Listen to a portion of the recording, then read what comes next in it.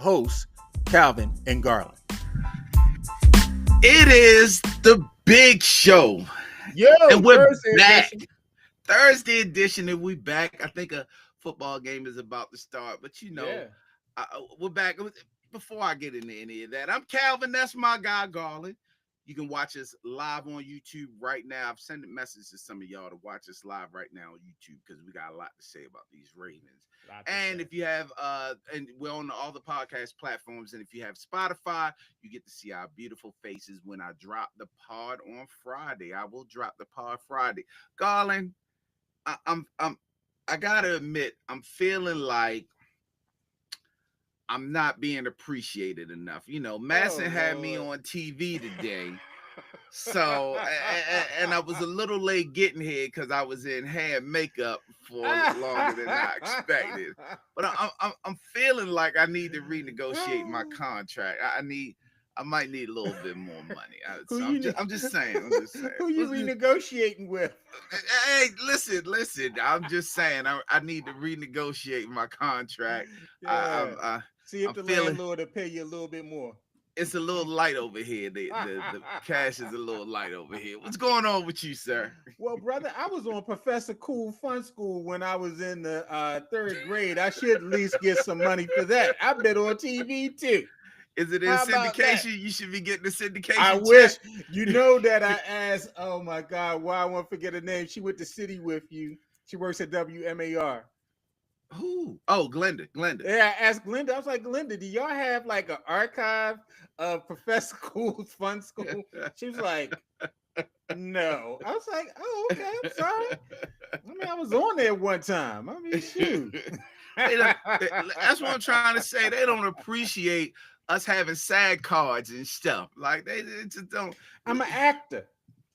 Exactly. Man, yeah, it's good times, good day. What about yourself, bro? How you feeling? He was out there for the game-winning home run, y'all. Calvin man. Been at the ball games. He's been at the funeral. Him and Jay been at the funeral for the last couple of days. They was there with me on Tuesday night. And then they wanted to go back for more punishment tonight. Wins, by the way, the wins were Tuesday and Thursday. They lost on Wednesday because we weren't there. Clearly, I mean, I was offered tickets, but I can't be everywhere for everyone. It's got to be a limit to it. I got my own family. You got enough. I mean, you at the game in the middle of the day. I'm at work. I'm at my desk looking at 4 walls. It's like.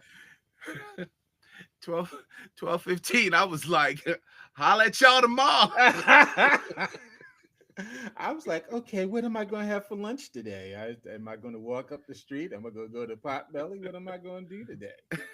You're at the yard having fun.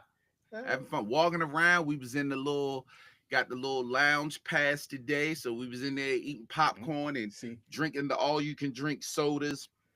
And, by the way, Garland, we told you about Delaware, where now when you get in Delaware, you have to scan your cup. Delaware, when you buy the soda, you got to scan your cup. It's all you can drink, but you got to scan your cup just so they make sure you actually pay for one. They're going to do that at Camden Yards next year, I'm sure. So no longer will you be able to bring your Tippy Martinez cups and your Len Secada. I'm going to bring my Brooks Robinson cup right on up in there. I'm going to put it right under the Coke Zero. That's what I'm drinking right now, Coke Zero. No free advertising, Coke, but I'm drinking. I brought my wife to the game, and I brought her a cup, too. I brought both cups from home. Teaching her the right way. Dave McNally cups. Wait a minute, you corrupted. You did not corrupt poor Paula, did you? I sure did. I said, honey, here go your cup. Go ahead and get what you want. See what I'm saying? I need to have a talk with my wife. Here, Garland got Paula stealing soda with him, and here my wife buying $10 ice cream cone. I was like, you better cut that and say that for tomorrow. That's gonna be dinner. For no $10 ice cream. Well, y'all should have got some free soda, and you could have some soda with your ice cream. You could have the ice cream soda. Make it float. Make it float. Daggone right. Shoot. Anyway, man. We're going to talk a little MLB postseason. That's coming up in another week. We're going to spend some significant time on the Ravens, of course, and a little Pigskin Pic'em. But, man, let's go ahead and just get started with the home team, man. Belt to ass. Belt to ass. Put your hand down. I ain't but you gonna make me hurt myself. That's what happened in front of a national TV audience on Monday Night Football. The Detroit Lions, what up, though, came into the bank and put belt to ass and manhandled the Ravens in a 38-30 victory behind a combined 224 yards rushing by Knuckles and Sonic, Jahmyr Gibbs and David Montgomery, and 202 passing yards by Jared Goff. He threw one touchdown as well. The Ravens defense had no answers as they surrendered scoring drives of 98 and 96 yards without their best defensive lineman, Nnamdi Madubuike. They also registered 0 sacks without veteran linebacker Kyle Van Noy. The Ravens struggled offensively, despite Lamar Jackson throwing for 288 and 3 touchdowns. Welcome back, Mark Andrews. He caught 2 of them. And the O-line gave up 7 sacks. 7 sacks. The most demoralizing part of the offense is the run game, which saw Derrick Henry have a second game of less than 100 yards. He had 50 yards on 12 carries and have his third straight fumble in as many games. As a matter of fact, he leads the league in fumbles by running backs with 3 in 3 games. And so, Calvin, let's first talk about the offense. And just in preparing for tonight, just looking at a couple stats, and I'm sorry, Jay, we're going to hit some numbers today, but the Ravens run game really is kind of broken right now in these 3 games. After rushing for 238 yards and 3 touchdowns in the week 1 loss to Buffalo Bills, they averaged 8.2 yards per carry. They finished with 21 carries for just 45 yards against the Browns a week ago. And on Monday, they had 19 carries for 85 yards and a touchdown against Detroit. In that 2-game span, Henry's had 28 carries for just 73 yards. On the Ravens' opening possession Monday night, he had 3 carries for 36 yards and is highlighted by a 28-yard touchdown. But he just had 9 rushes for 14 yards for the rest of the game. And so my first thing I want to discuss with you, is it time to bring Keaton Mitchell back on the field? God. Now, I'm going to say this. I want to get your answer, but let me lay down some groundwork. Now, Harbaugh says that Keaton's one-dimensional.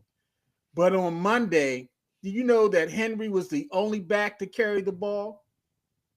There were 0 carries for Justice Hill and 0 carries for Rashawn Ali. The only other carries was by Lamar, and those were on scrambles. Justice Hill, so far this season in 3 games, he's carried the ball 5 times for a -7 yards. No other back, not even Ali, has any carries.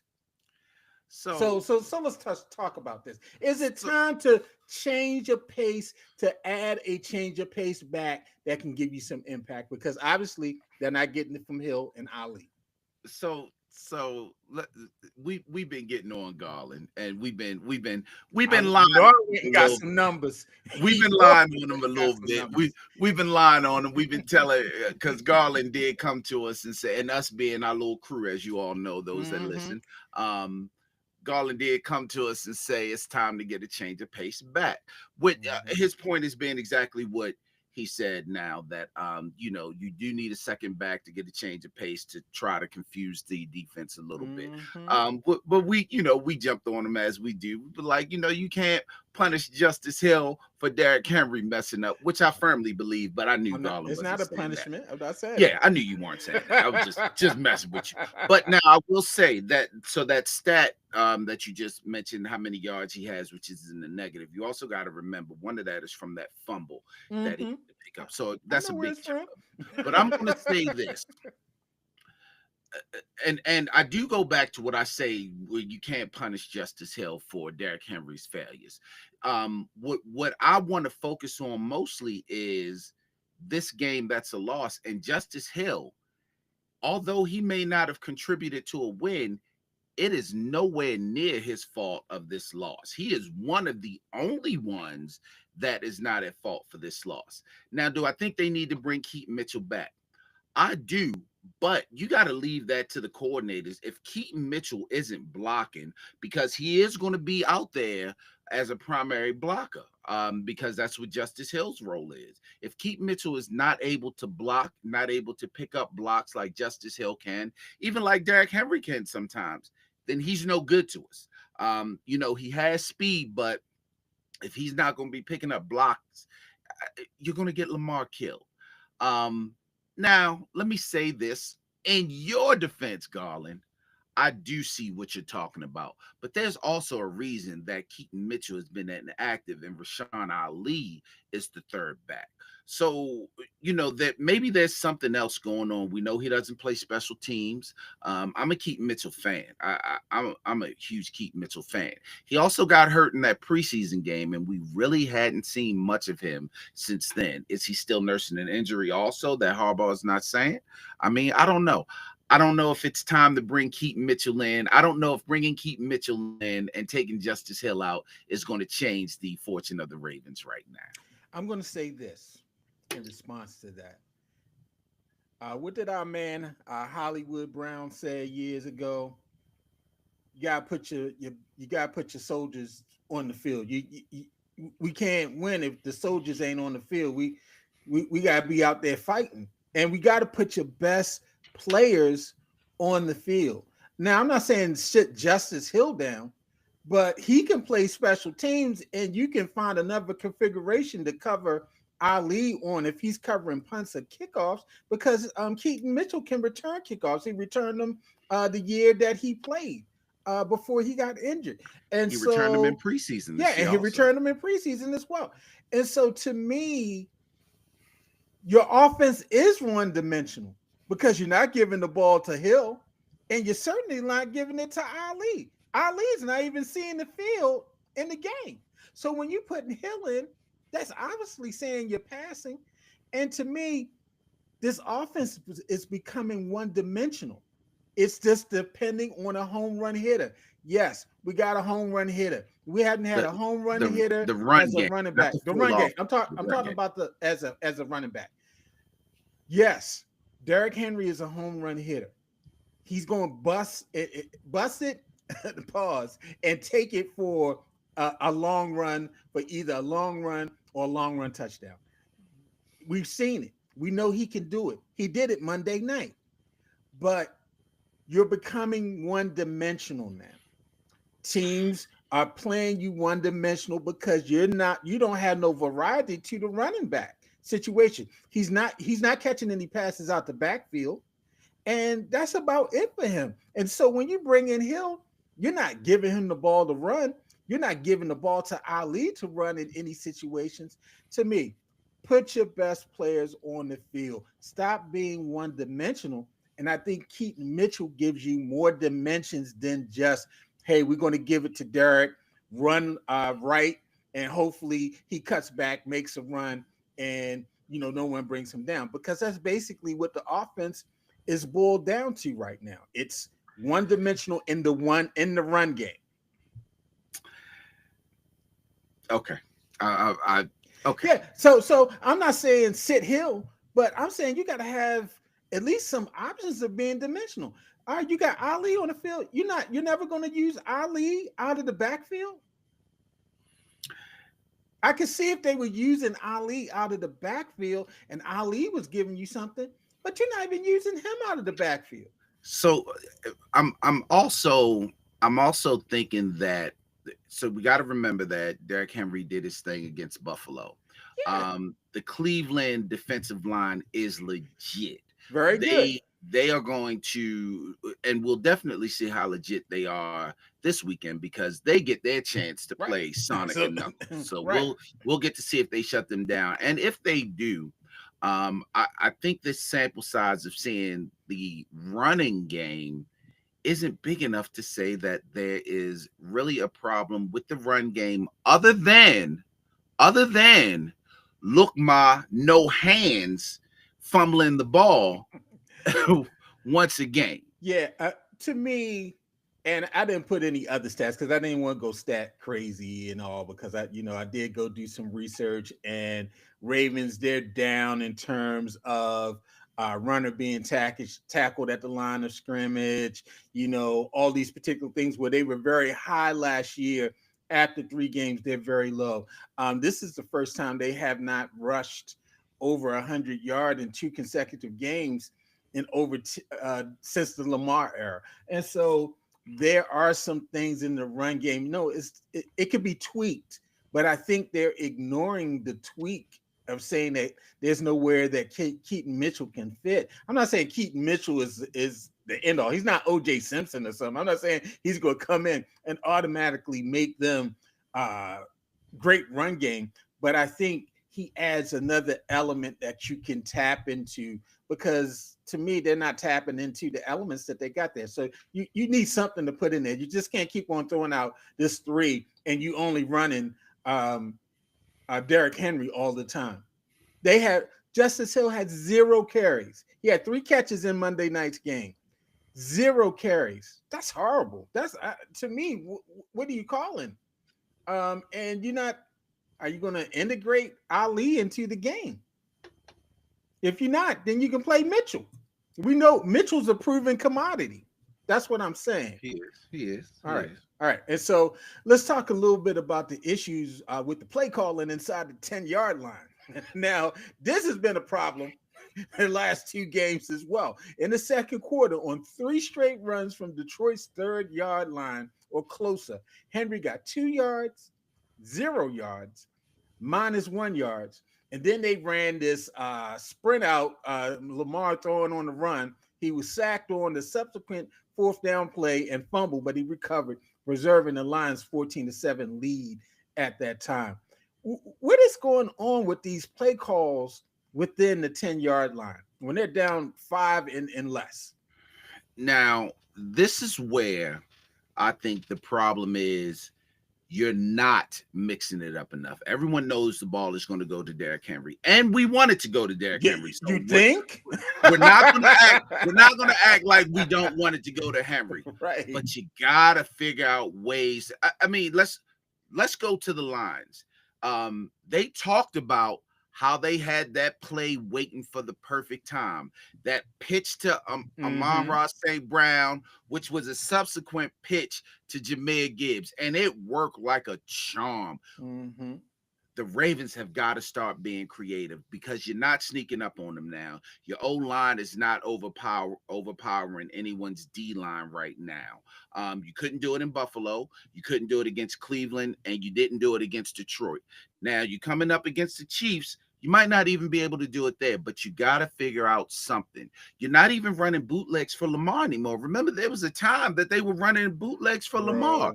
We want Derrick Henry and Lamar Jackson out there for the threat of who you're going to run to. But now they're just giving it to Derrick Henry all 3 times. Again, we want him to have the ball, but you got to be a little creative. It doesn't take much. You're on the 1 and 2 yard line. And that last play, first of all, I think we all hate when you cut half the field off. Right. So not only did they fake it to Derrick Henry, but now he's cutting half the field off and has nowhere to throw it. Or what about the Derrick Henry pass that almost got intercepted in the end zone? I know you were trying to do something there. You were trying to be creative there. But no. It gives off panic. Painful to watch. It gives off panic. It gives off panic to me. And I think about that. That's a great example, Calvin. All right. We dial up this 4th down play. We rush into the line. We're trying to catch them, unprepared. They were ready. They knew that, this is what the Ravens do on 4th down. We run that play. Now, the Lions, they run 2 4th down plays. These things are strategic. They're set up well, and they work. So to me, it's like you just said everything I was saying about having diversity. how come you don't have Hill in there to at least give the impression that you're not, that you're gonna throw or something, and you could have did something else with that. They're not setting themselves up because it's become so one-dimensional now.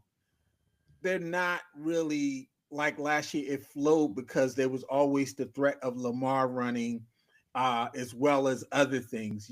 You don't really have that threat in these couple games because Lamar has not been running the ball like that. Also, his body language. I don't know. You were at the game, so you cannot see it on screen. But I hate to talk about it because that sounds very superficial and stuff, like you can win on emotion. But it just seemed like he was not in tune with the game. And that's why I was saying to someone, although that game was tight, it was tied going into the fourth quarter, 21-21. And the Lions scored 17 in the fourth quarter. That's when they pull away. I mean, you would have thought that the Ravens were behind by 2-3 scores going into that fourth quarter. That energy just was not there. You remember I sent in the chat, I'm surprised that they still have a chance to win this game. Yes. We were halfway in the fourth quarter, and it didn't feel or look like the Ravens were in the game, and they literally were a score away from the game. I mean, Derrick Henry gets the ball. When Derrick Henry fumbles, they're down by 4 points. They're literally down by 4. They got a chance to take the lead and run the clock down and put a cap on this game. Yeah, it just seemed like they were frustrated all night. I mean, just every play, it just seemed like there was just some angst going on there. I'm not sure what it was. I think that, and it's hard to say, but there's no other conclusion that I can come to, because Lamar Jackson, those 7 sacks are a record for him to get sacked. But do you know why they're a record for him to get sacked? It ain't just the offensive line. It's because he refused to either throw the ball away or run. That's what they said on the broadcast. He has the lowest amount of throwaways in the league.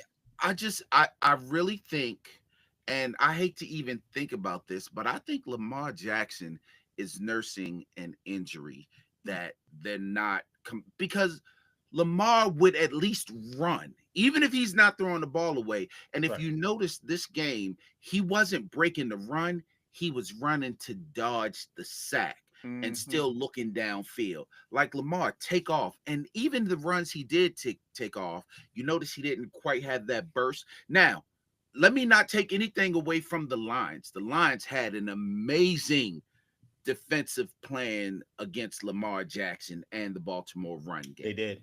They had 2 spies. They did. They had it good. They had it covered. Whenever Lamar, if you notice, when Lamar was getting in front of somebody, he would normally be able to shake, but there was always a guy behind him, either grabbing him or bringing him down from the back. They got to a couple points where Lamar realized that and kept turning his head back, which he couldn't run, which stopped him from running. I think he might be nursing a slight injury. I don't know what it is. I could be wrong. I hope I'm wrong, but I really think he is, because he just doesn't look like on the run, because passing wise, he still looks great. He still looks great to me. He's throwing the ball well. I mean, 3 touchdowns, and they were in the game. That fumble really hurt them. That fumble killed him. Yeah, let's talk a little bit about the defense. Now, as of this week, the Ravens are ranked last in defense in the league. Last season, they were in the bottom third for a good part of the season until they made changes in the secondary, and then they kind of boosted up. They were probably top 5 in run, but they were in the lower half in pass, and then they got the secondary together by the time of the playoffs. Now, do you think that Zach Orr is going to make it through the season if his unit does not improve?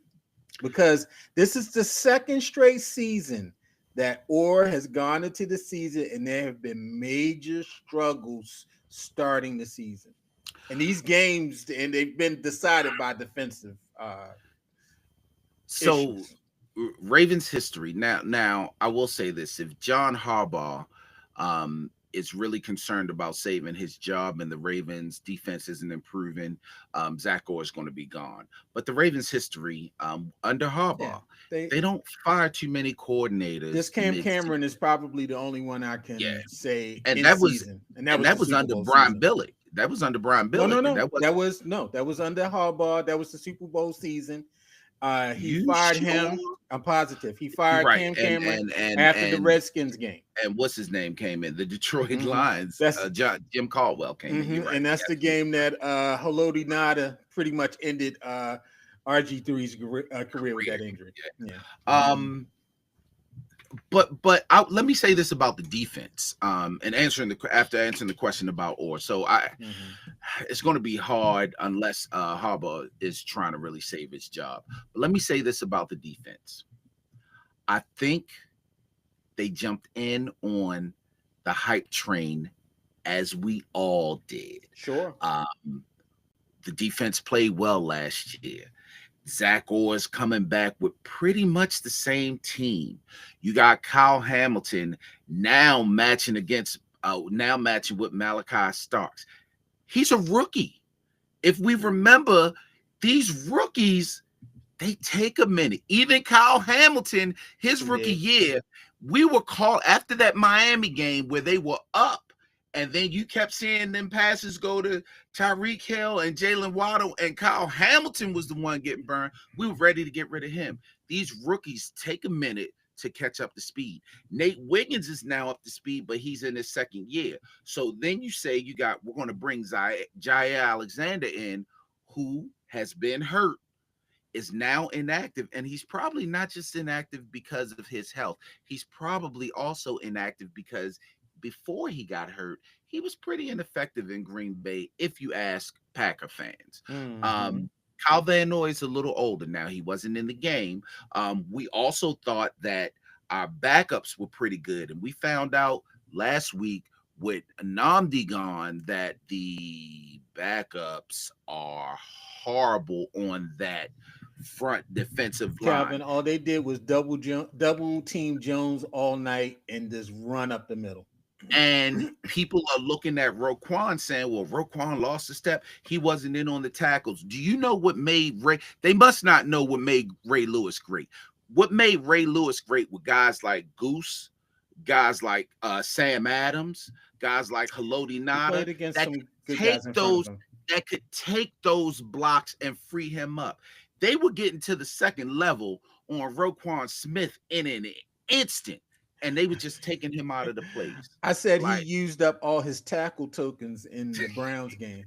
The 15 tackles in that. Yeah, he used up all his tackle tokens in that Browns game because it was one play. Montgomery, it was a play action pass play. Montgomery comes in the middle. He's right in front of Roquan. Goff checks down to him, and Roquan comes up, and Montgomery goes to his right. Roquan never got to him. He was right in front of Roquan, and he made a right, and Roquan, all of a sudden, he was laying on the ground. He never got to him. He clearly was the person who could make the tackle, and Montgomery just ran past him. He wasn't as bad as they're trying to make him to be that game. Yeah. I mean, that play, he was pretty bad. He should have had the tackle, and he couldn't make the tackle. But not getting any pressure on that quarterback. Now, I'm listening to one of the radio shows, and the commentator, and I believe it was Ken Zales, he said what I've been saying, what we've all been saying for at least the past 5 or 6 years. And I probably jumped up out the bed screaming, yes. And he simply said, how long are the Ravens going to go without getting a premier pass rusher? We've been saying this every year. Spend some of this draft capital on a pass rusher. Get you a free agent pass rusher. They get Mike Green, and they think Mike Green is going to be the answer. Mike Green got manhandled. Bro. Why? Number one, he's a rookie. Right. He's small in size. They got him because of the speed. You can't. Oweh ain't doing nothing out there. Is Ajabo even playing? There was a play. Yeah, Ajabo, I don't know if he was active on Monday night's game. There was a play where they had, I think it was their second drive. They had Mike Green dropping back in zone coverage on third down when Laporta caught a first. I'm like, why is Mike Green? It's scheme, it's personnel, it's just a whole bunch of things. I agree with you. They have not put any capital into a rush in at all. Oweh we've seen enough of Oweh. We know what we're going to get from. We've seen enough. We know what we're going to get from Oweh. We're going to get trash sacks towards the end of the season. Van Noy, he's older. Ajabo, we're not going to get anything out of that. They have not had a stud rush in since probably I would say Matt Judon, but when Judon was here, he was kind of like. I was going to say Judon also. Judon I think his sack numbers were low because he kept jumping offside. Right. Oh my God, he was always offside.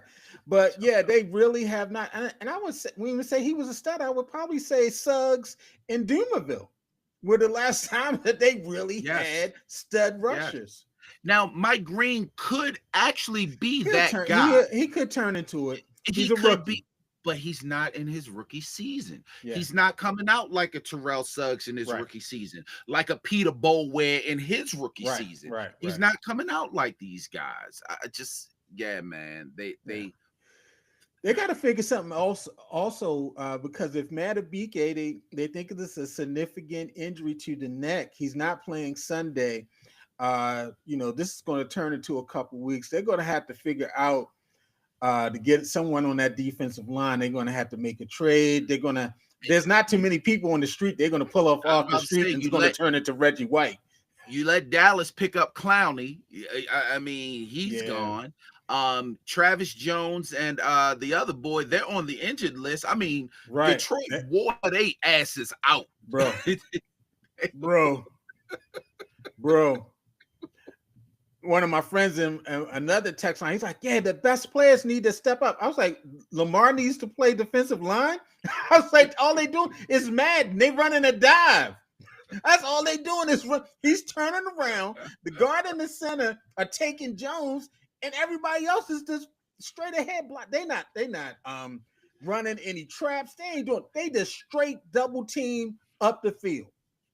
I think the Ravens defensive side of the ball, Zach Orr, and the fans, I think we fell into the hype of, we got somebody in every position, and I mean, we all fell into it. We got the players this year, and it was very thin. It was very thin, and Zach Orr, and I know they got the I forget his name. They brought him back because he was the D coordinator. Then he went to the Colts.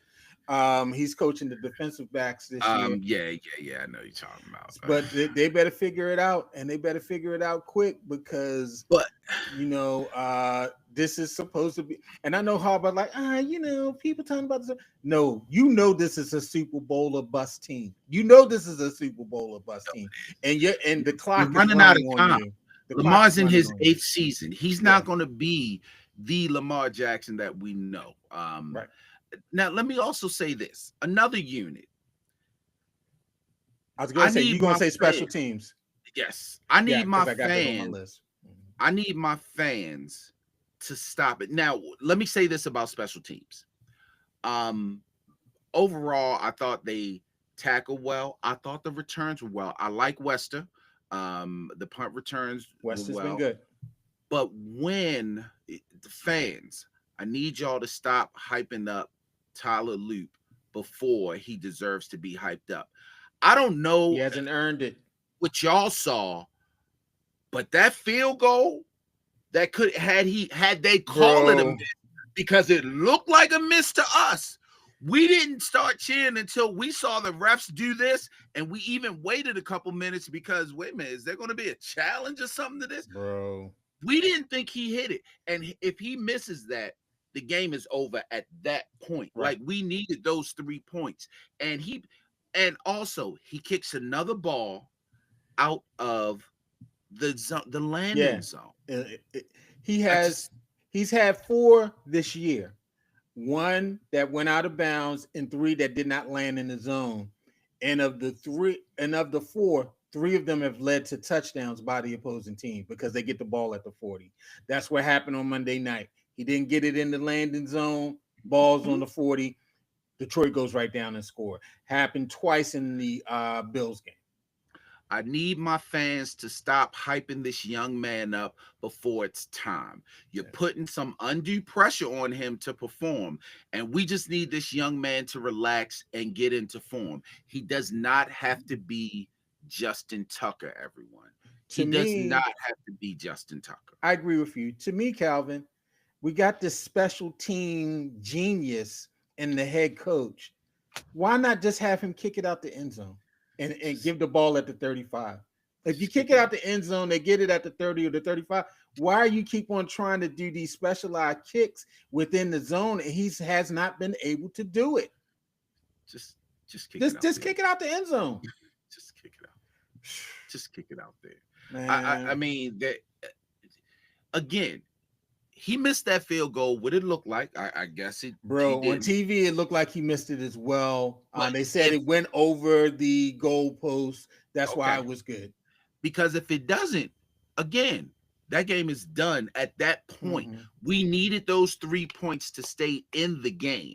That game is done at that point. Yeah. So to me, he has to earn it. He certainly has not been, in situation to earn. He hasn't been horrible. I think he's been a rookie. Yeah. I think he's literally been a rookie. He hasn't been horrible, but I need my fans to stop hyping this guy up. And one final thing. You can't have your number one receiver only catching 2 passes.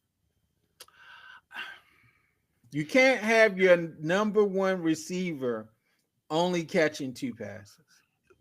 Well, let's say more than that. Not just catching 2 passes, being involved in 2 offensive play. Listen, y'all love that end around. The end around probably would have worked against Detroit because what they wanted to do was clog the middle. It probably would have worked against Detroit. Yeah. It probably could have spread them out and opened them up. On a day where you have Rashad Bateman and Mark Andrews opening up the passing lanes for you, catching balls, looking like the players we want them to be, is the day that you don't run the end around. Right. I'm looking at this like we were all sitting there like, where's Zay? Right. Where's Zay? Like, 2 catches for 13 yards. You can't. That's a disgrace. And he was involved in more than 2 plays. There were a couple that were missed, but you know what I'm saying. Yeah. I mean, like the 2-point conversion, he missed him on the 2-point conversion, and so but you've got to do more to get your number one receiver the ball. That's what they did for Detroit. Amon St. Ra, he ate Marlon alive. Pause. And pause. Marlon played like, well, you know what? Let me not slur out. And you gotta scheme to get your best players. That's what I'm saying. The Ravens, they're becoming one-dimensional because they've been spoiled by this home run hitter, and you just can't depend on the home run all the time.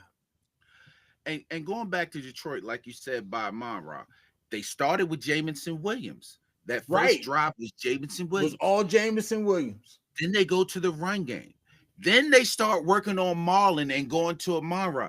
Then they start going to Laporta. I was about to say the only person that didn't actually kill us, but still did his job was Sam Laporta. Right. But he just didn't actually kill us. It just all right. Let me say this. I've been saying all week. My take might surprise some of y'all. The Detroit Lions were very well prepared for this game. They knew what they wanted to do. They executed greatly. This loss, in my opinion, goes on everyone with the exception of John Harbaugh. Ooh. I don't think John Harbaugh coached a bad game. His style of coaching is depending on the coordinators to get your team prepared. The coordinators the defensive coordinator knew going into that your defensive line was going to be thin. You knew that your defense, your secondaries got blown up by Josh Allen. The offensive coordinator, you knew that Derrick Henry wasn't running the ball last week. I believe that the coordinators take a lot of blame. Lamar takes a lot of blame for those 7 sacks. You got to throw the ball. You got to run the ball away. Some of those decisions were bad. I don't think this loss is on John Harbaugh. And I'm quick to blame him for anything. However, like what does Lee Corso say? Not so fast. Right. In order to not be left out of the what the fuck are you doing train, John Harbaugh decides on the last touchdown, oh, hey, it's 25 seconds left. Let's go ahead and go for 2 points right here. Kick the extra point, get the goddamn ball back on the onside, and then you can go for 2 if you want to win the game. You forced yourself to go for 2 if you got that onside back and got a touchdown. Right. We were literally walking out the stadium yelling, what are you doing? Kick the extra point. Why are you putting this pressure on them right now? That's why I said the clock is running on him, Calvin. And it's funny. I had a conversation with someone about that. I was like, well, maybe the sheet said go for 2. I don't know. But I know the percentage has been low this year. I think only one team has recovered a onside kick. Is at 11% right now, the way that it's done. Whether you recovered it or not, that 2-point conversion. I understand. I agree with you. The clock is running on him. I've already made my pronouncement about John Harbaugh. That not to be if left they out do of not train. Yeah. It was just like Harbaugh was like, well, damn, everybody else fucking up. Calvin, where's my fuck up?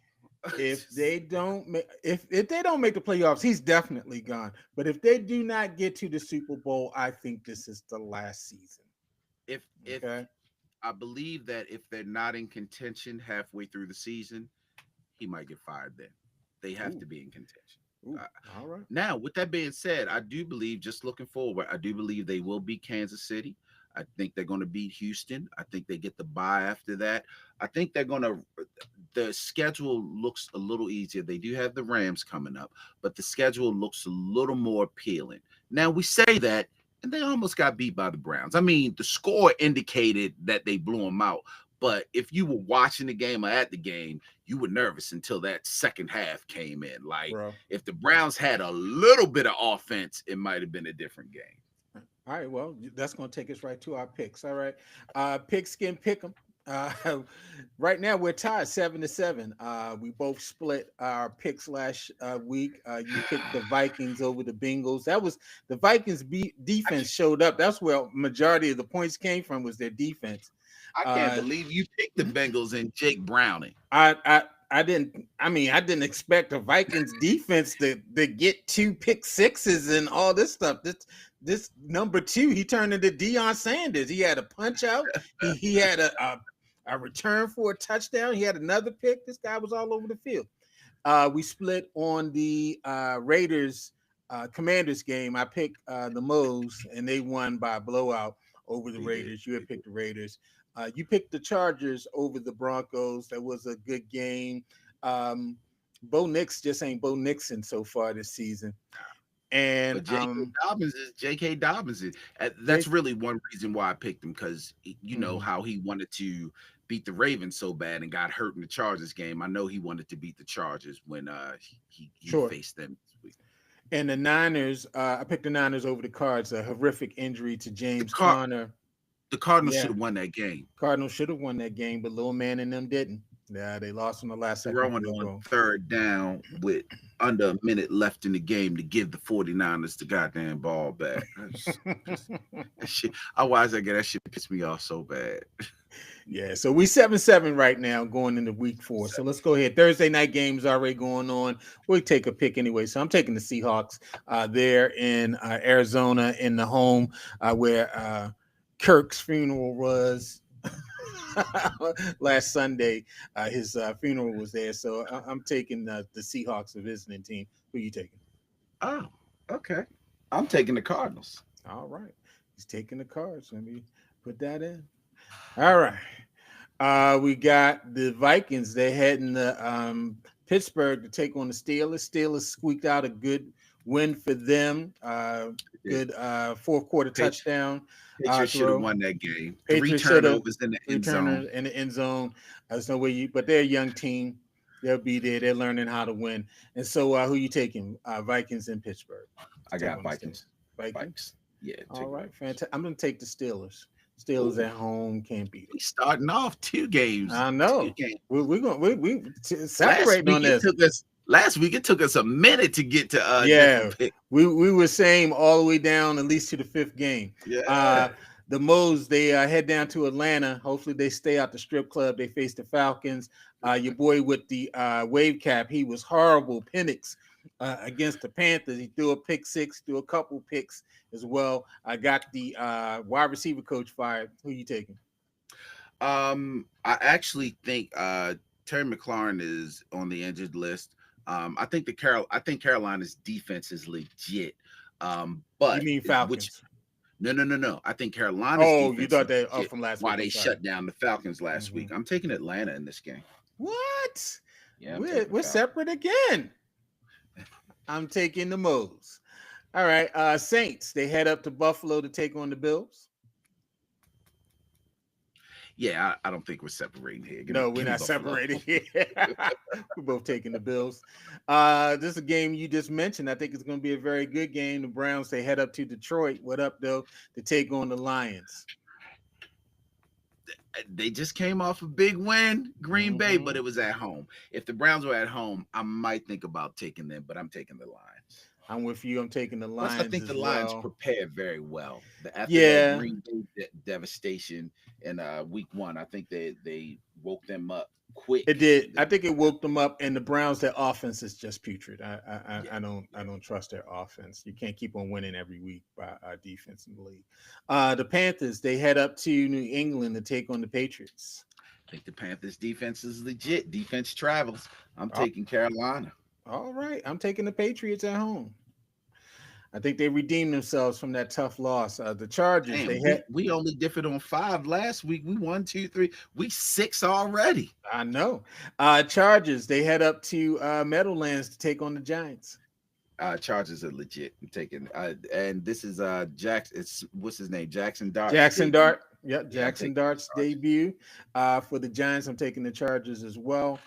Eagles, they head down to Tampa to take on the Bucks.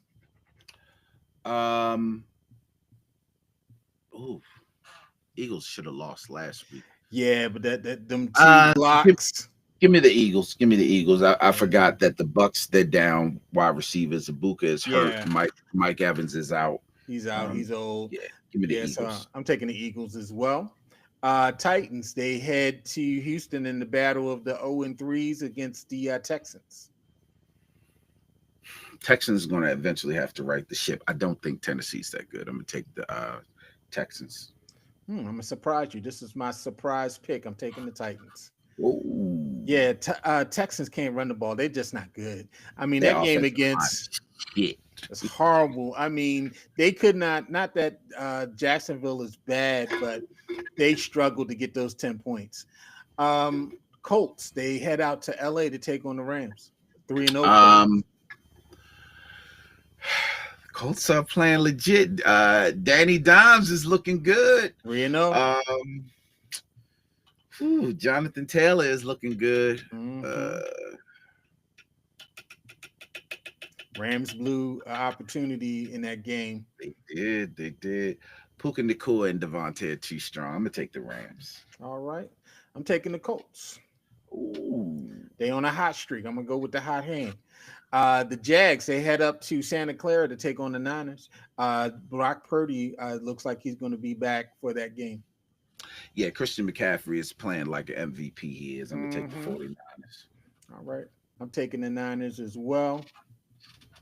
Next game is the Bears. Got a good win against the Cowboys at home. They head down to Vegas to take on the Raiders. I'm taking Chicago. Ooh, I'm taking the Bears as well. Yeah, the Raiders, they just, not good. Yeah, they're not good. They're not Ashton Genty might be a bad pick for them. It may have been Yeah, they're wide receiver. I mean, outside of Ashton, what else in the tight end? They really don't have too much more there. They got Trey Tucker doing this thing. They still got old ass Jacoby Myers playing decent. Jacoby Myers. The Sunday night game. This is going to be a good one. Packers. They head down to Jerry's World to play the Cowboys. You think it's going to be a good game? It's going to be high scoring. No CD Lamb. Give me the Packers. All right, I'm taking the Pack as well. And it's the Micah Parsons Parsons return. Definitely the Packers. You already said that you're taking the Ravens over the Chiefs. I'm taking the Ravens. Did I say that? Not so fast. I'm taking the Ravens. You did say that. Yes, I'm taking the Ravens as well. They seem to do well after being in the corner like this. John Harbaugh, sometimes his best results come out of like this. And the only solace of this season so far is they started 1-2 last year as well. Yeah, and they lost to two perennial Super Bowl contenders. They have the tough. I think they're in the top 10 of tough schedules this year. I mean, the Bills have played the Jets. They're playing the Saints this week. They played the Dolphins last week. Yeah. The Ravens would be 3-0 against them. Yeah. So, talking about the Jets, there's 2 Monday night games. I don't know why, but I'll have something to do other than watch these games on Monday night. We have the Jets going to Miami to play the Dolphins. That's a stinker. Yeah. I'm a wow. I want to go with Aaron Glenn, but Miami actually could have won last week. They could have won. They should have. Tua's terrible. Tua, he can't throw the ball past the line of scrimmage. It seemed like every play he was throwing it parallel to the line of scrimmage. But he's got these weapons. If you put a little heat on him and his feet get happy and he starts to run and With all that being said, I'm taking the Dolphins. That's what I was going to say to you. With all that said, I'm still taking the Dolphins. And the Bengals, this is the second Monday night game. I don't know why Bengals, they head to Denver to take on the Broncos. I'm taking the Broncos. I'm taking the Broncos as well. I said the Panthers were traveling to play, but I believe those games are in, I don't think they're traveling. They're in Europe? I think they are. Maybe it's not them, or maybe it's Minnesota that's in Europe for the next 2 weeks. There's a team there's always the Jaguars, It's not the Jags this year. It's another team, I believe. It might be the Jags. Let me stop acting like I know because I clearly can't remember. All right, so Calvin's taking the Cardinals tonight. I'm taking the Seahawks. Vikings Steelers, we split on that. He's taking the Vikes. I'm taking the Steelers. We split on Moes and Falcons. He's taking the Falcons. I'm taking the Moes. DC. We both are taking the Bills over the Saints. Lions over the Browns. We split on Panthers Patriots. I'm taking Patriots. He's taking Panthers. We both taking the Chargers over the Giants. Eagles over Bucks. We split on Titans Texans. He's taking Texans. I'm taking Titans. We split on Colts Rams. He's taking Rams. I'm taking Colts. We're both taking Niners over Jags, Bears over Raiders, Packers over Cowboys, Ravens over Chiefs, Dolphins over Jets, and Broncos over Bengals. So we did come back in line in terms of picking almost the same. Hey, we got 6 different ones. We might go 3-3 again. I need to go 4-2. I need to get this lead. I'm probably going to go 6-0. I'm gonna just put that out there. Then I'm gonna come back next week. But wait a minute. No, we'll see. We're gonna see. MLB postseason's coming up. There's less than a week remaining until the start of the playoffs in the NL. The Brewers, Phillies, Cubs, Dodgers, and Padres have all clinched playoff berths. The final wild card spot is up for grabs between the Mets, who have a 1-game lead over the Reds and Diamondbacks. I know the Diamondbacks lost today, and so that's at least a 2-game lead for the Mets. I'm sure they're playing this evening. Reds have played some pretty good ball. Who you think gets that final wild card spot between those 3 teams? I'm going to have to be honest with you right now. What? Ever since my Orioles started stinking, I stopped really caring about baseball. Come on, man. This is for Jason. This is for Jason. I know. I stopped really caring though. However, I'm gonna go with the New York Mets. I do believe the Mets will go ahead and get that final spot. Let's see. All right, for Cedric. For Cedric, who's been stinking it up. Yeah, really. In the AL, the Blue Jays, Mariners, and Yankees have all clinched, with the Guardians, who've come back and taken the lead in the Central over the Tigers. Red Sox, Tigers, and Astros fighting for those last wild card spots. Out of the Guardians, Red Sox, Tigers, and Astros, what three teams do you think are going to make the playoffs? Guardians, Red Sox, Tigers, Astros. Guardians, Astros. I'm gonna have to say the Sox because the Tigers have been struggling. I don't know what happened to them this past month and a half, but they have really hit the cellar. I guess they need to play Baltimore because they so they can go and get some wins. Yeah, I think the Guardians, the Tigers have been struggling. I like Guardians, Sox, and Astros. And so we'll see what happens. It's going to be very good. It's been a great season in terms of records being broken. Kyle Raleigh, he hit his 60th plus home runs last night. You had Judge hitting 2 home runs, and you had Schwarber and Philly hitting 2 home runs as well. So both Schwarber and Judge are 50 plus, and Raleigh is at 60. So just been a very good productive season and all. And so now we're at the point of our podcast that everybody loves. Come on, yo. So you got to come on, yo, for us, brother. I got to come on, yo. Let's do it. As you know, if you don't know, you don't listen to the podcast. As you know, we do have season tickets to the Ravens game, and it was a Monday night game. We also have a parking pass, so we decided that it's Monday night. You know, we got to work the next day. We're not going to park in the parking lot. We're going to get the light rail. We're not going to park in the parking lot because we don't feel like waiting for the traffic and all that. And, you know, we thought we'd take the light rail. No. The light rail and MTA. It ain't been working since. The light rail and MTA both said, not so fast. No. And I did my due diligence. I knew that it wasn't running between North Avenue and Camden. You had to get a shuttle. So I didn't park that in. I passed the stadium to go park at Patapsco. Okay, so you went to the other end. Yeah. Okay. Getting down to the stadium, no issues, none whatsoever. But I did notice something, and I haven't caught the light rail in a few years, and I used to notice it then, and I did notice something. When I need to catch the light rail to go somewhere, they must think I'm in DEC because I always get the little short train. This is a Ravens football game, and when they let out the game, going north, double trains. 3 double trains come pick everybody up. But going south, with the line going back to the stadium, on the bridge is full. They bring in short train. Come on, MTA!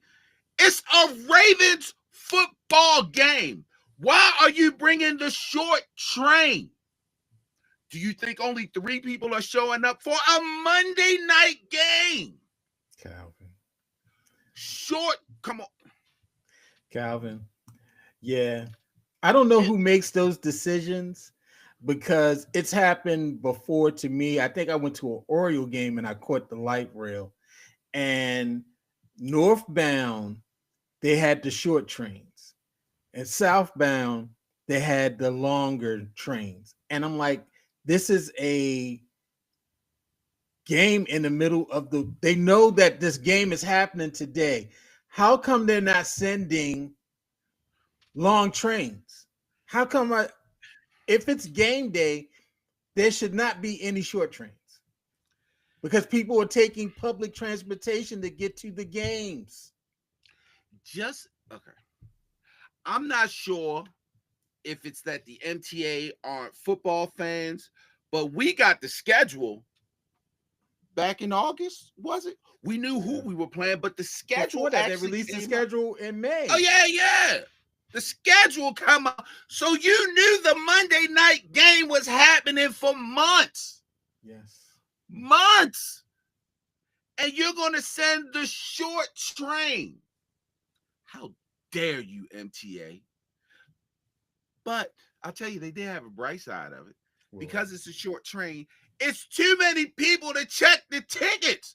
So the police are just like, get on. So not only are you screwing us over, but you're losing out on money because you know P ain't nobody paying. Matter of fact, people was like, oh, yeah, it's a free day.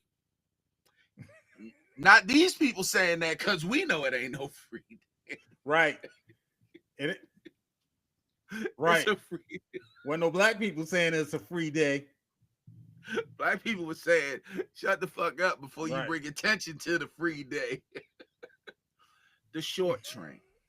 The short train, bruh. Again, maybe they think I was a DEC kid because it always happens to me. Mm-hmm. Actually, you know what? It doesn't. Let me tell you when it didn't happen to me. Today, after the Orioles day game, when less than 5,000 people were at the game, do you know what came going southbound? The double train. The double train came to pick up the 30 or so people that were remaining. Bro. After the first train that was empty, the first double train picked up the first 100 or so people. I don't understand what MTA is thinking about. I don't understand, like you said, who the fuck are making these decisions? Yeah. It was a Monday night. I would have gotten home in less time had I parked in the garage and just waited for that traffic to clear out. Because I had to wait for damn near 3 trains because we had to inch our way up there. And here come the worker, or off the yellow line. We're not trying to stand on the yellow line. We're trying to get on the train. Come on, yo. Come on, MTA. Matter of fact, you know what? And y'all had the nerve to raise your fares to $2 anyway. Fuck you, MTA. Fuck you, BGE too. You ain't done nothing recently. I think you giving credits, but bro, fuck you anyway. You shouldn't have to give credit. You crashing out now. I'm crashing out. You crashing out now. Calm down. Those Baltimore public services are getting on my goddamn crashing out. I just paid my water bill too. And then the water bill was higher than it normally is. Fuck you, water bill. Crashing. The views expressed by Calvin Coates do not reflect the B.I.G. It does with the short train, because we was all getting on there saying fuck the MTA. True. And another thing, one last thing. Okay. Do the Ravens play out of Virginia? What was it?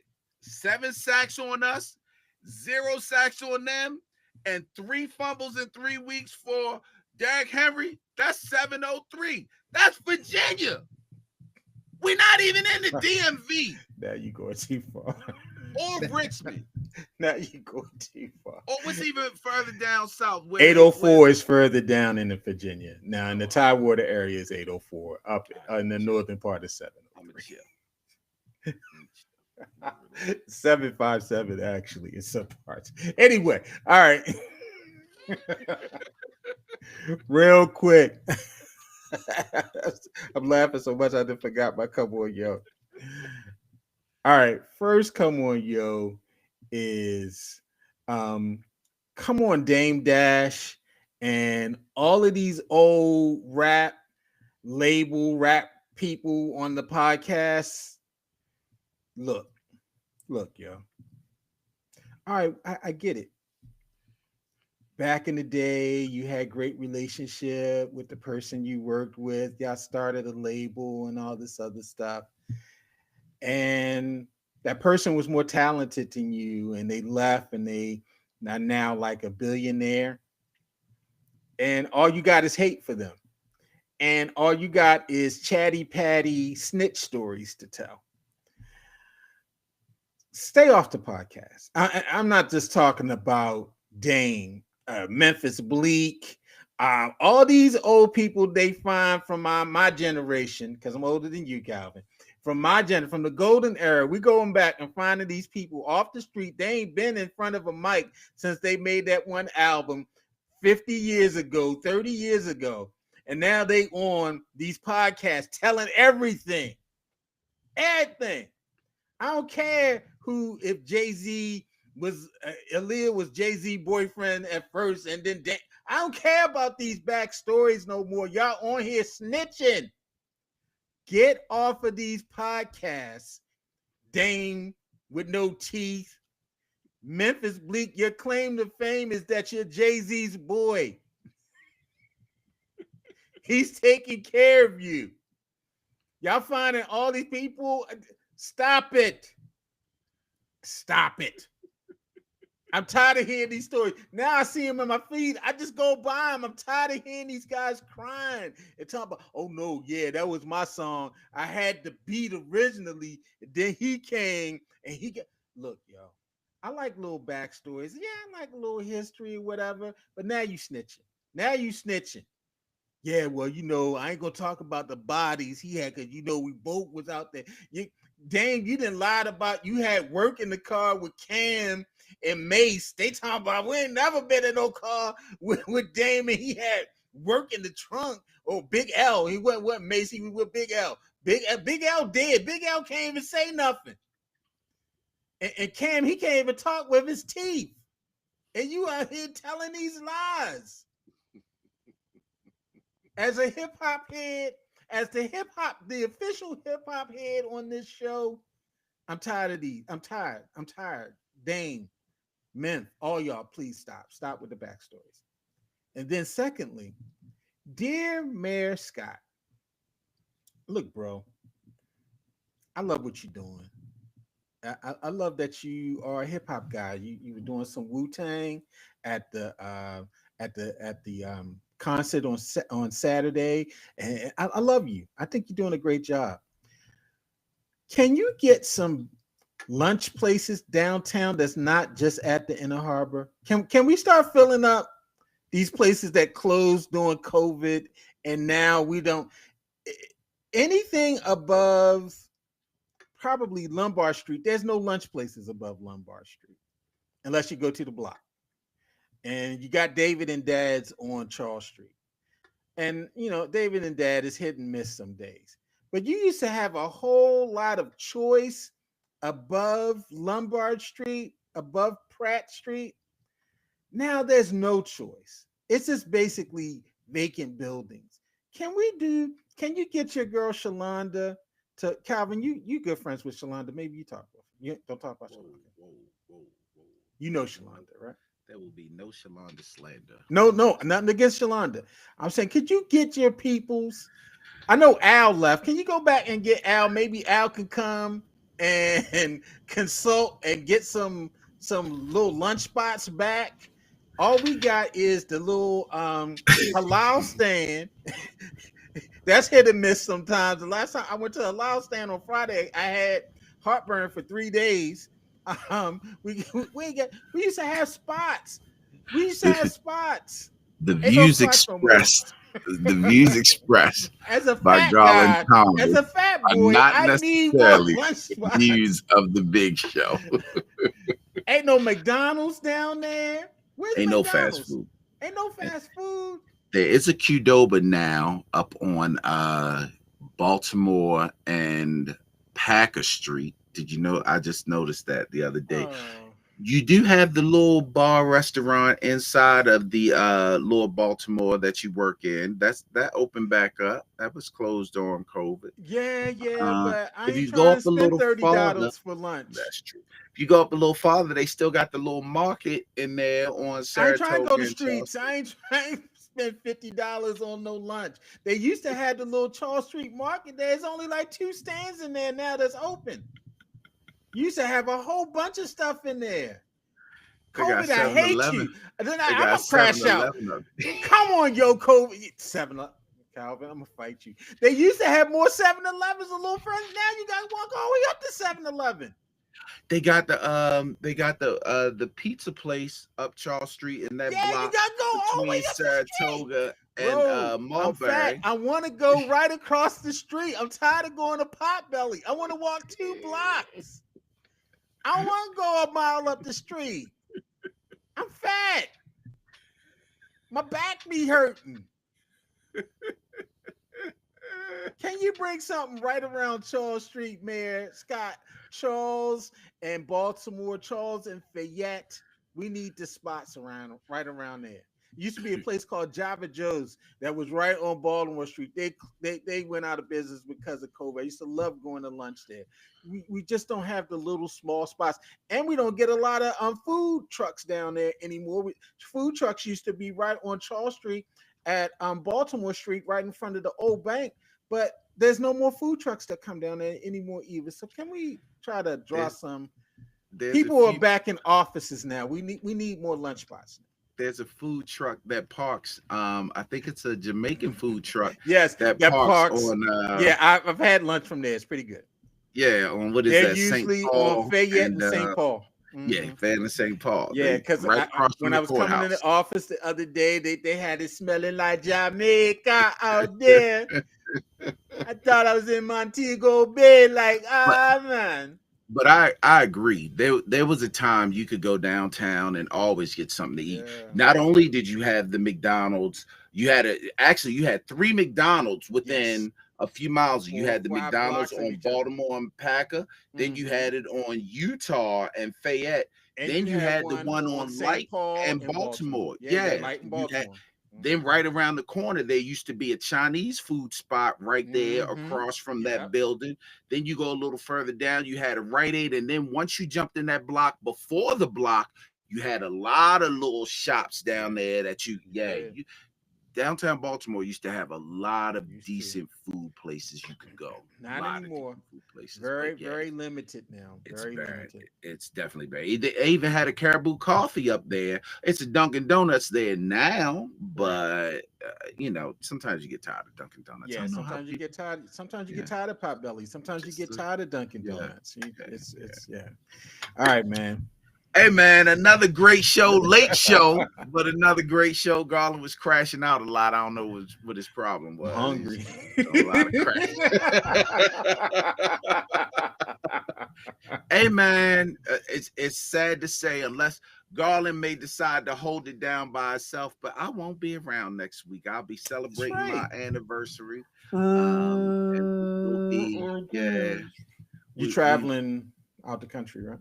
Yeah, I think so. Might just be traveling. Safe travels. Just be traveling out domestic. I mean, wherever you. I know y'all gonna be with Drake and Jay-Z and all them. I know you ain't want to say too much. I'm sorry, I didn't even mean to ask you where you was going. You probably going to Richard Branford's private island down in the Virgin Islands. I understand. I'm sorry. Let me play this outro because this. I'm sorry. Maybe it might be a break next week, y'all. Maybe I get Jay. You have been listening to the B.I.G. Show. Because this show was produced and written by Calvin Coates and Garland Thomas for All Things Black Productions. Follow us on all of your podcast platforms. Hey, get Jay on the podcast. He talking about sponsoring. He might as well do something. Come do some work, Jay. I got him on TV and everything today. You know what I mean? Baseball flying over our head for the home run. You know what I mean? Right. Shit. Hey, I forgot to tell y'all, we were live on YouTube, man. we on all the podcast platforms. And when this drops, check it out on Spotify, and you'll see our beautiful faces. Later, Garland. Peace.